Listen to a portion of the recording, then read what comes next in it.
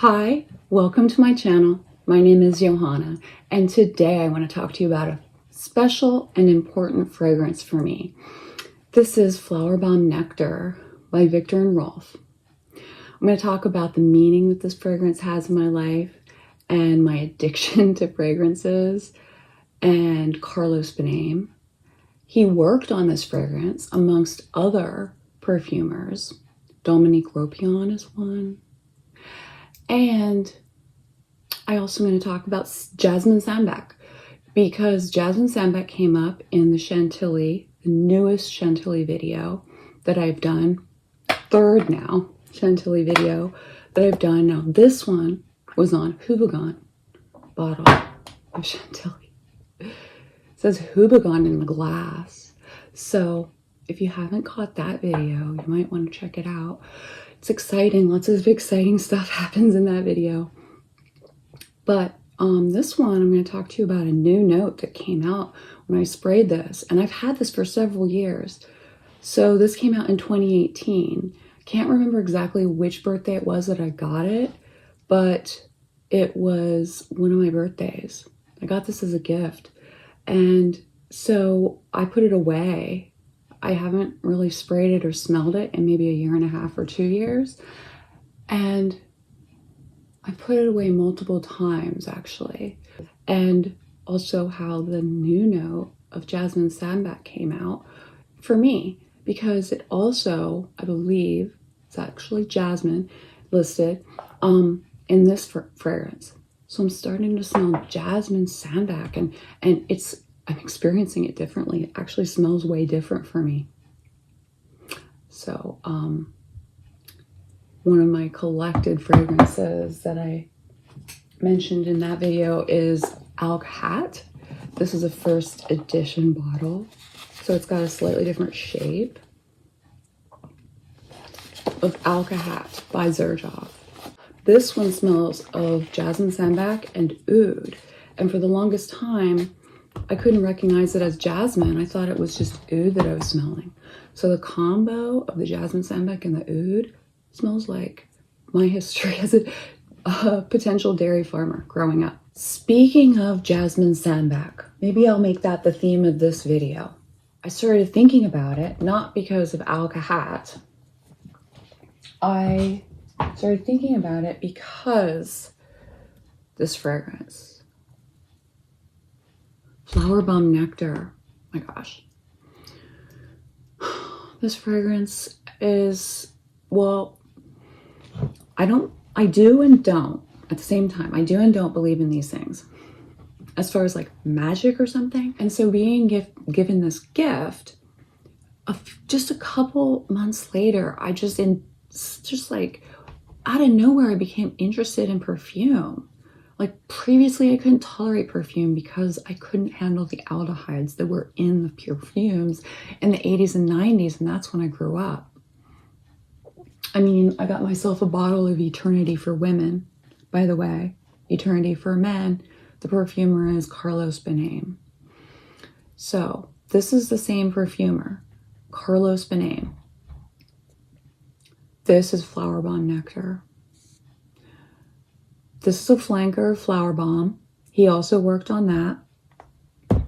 I don't have that and I haven't smelled it. So I'm going to go straight to this one.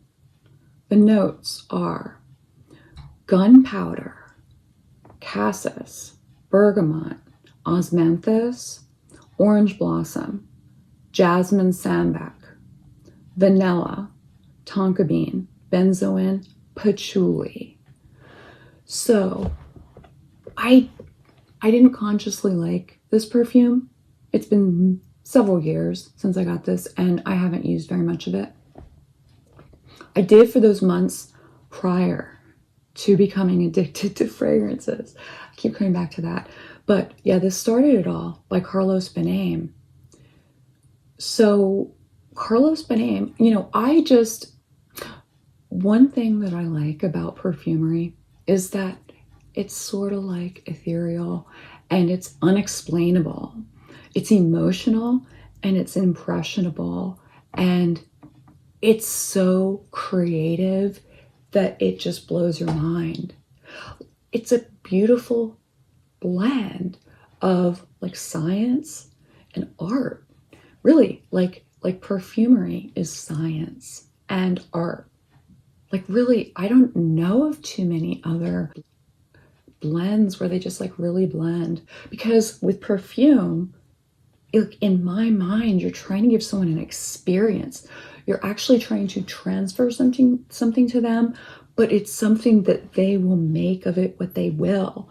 And you need to be able to provide them with what they want or need in order to transport them mentally to where like they need to be.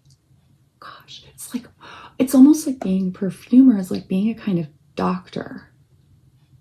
Yeah, I feel like you will never, even though you might become a master of perfumery, if you keep at it, you might. But then, even if you did become a master of perfumery, you would still always be developing. Like you would never finish developing as a perfumer. There's no such thing as perfection, because even perfume is like sometimes the imperfections are fine. Like the fact that this has a gunpowder note, that's imperfect. That's what makes it great, right? So do I smell gunpowder in here? I don't smell it when I first spray it. I never have. But right before I refreshed the spray on here, I sniffed it. This has been like maybe a couple of hours. And I smelled something that could resemble gunpowder in the dry down. So this has cassis, which is that strange note that I'm exploring regarding, because there's another fragrance I have that has really strong green note, and I'm thinking it might be cassis. And if this has cassis, I can't tell. Bergamot, okay, osmanthus. I do have osmanthus over here. No, Al-Khat. It's not osmanthus. This is osmanthus. I accidentally made too much of a dilution. I get it in over my head. I needed to dilute it even further. So there was too much volume. Oh my God. Yeah. It's kind of woody. It's very it's slightly almost burnt. Wow. That is osmanthus. You would think. It sounds so delicate, right? Okay. So does this smell like osmanthus? Yeah, I mean, I'm mostly smelling that smell that Al-Khat has, which I haven't looked. Maybe Al-Khat has osmanthus too, but I could see that it possibly could be. But really, when I'm sensitive to something, I'm distracted by it, and I have a hard time smelling anything else. So to me, this smells like jasmine sambac by itself, but it doesn't smell exactly like Al-Khat. Okay, so I did wear this to bed lots before I got into perfume. Once I developed my addiction to perfume, like 2 months after I received this, I just lost interest in this and decided I didn't like it and didn't want to wear it. So it never reminded me of jasmine sambac before, and it never reminded me of the dairy farm before. Never once. It always just was like this aldehydic, varnish that was aldehyde instead of the varnish smell. It was smelled like aldehyde, but it has that kind of effect to it. And now I'm smelling jasmine sambac. So I smelled only aldehydes before, and maybe I'm getting less sensitive to aldehydes, and so I'm pushing them off to the side, and now I'm smelling the other stuff in perfume. So, Flowerbomb Nectar, the perfumers are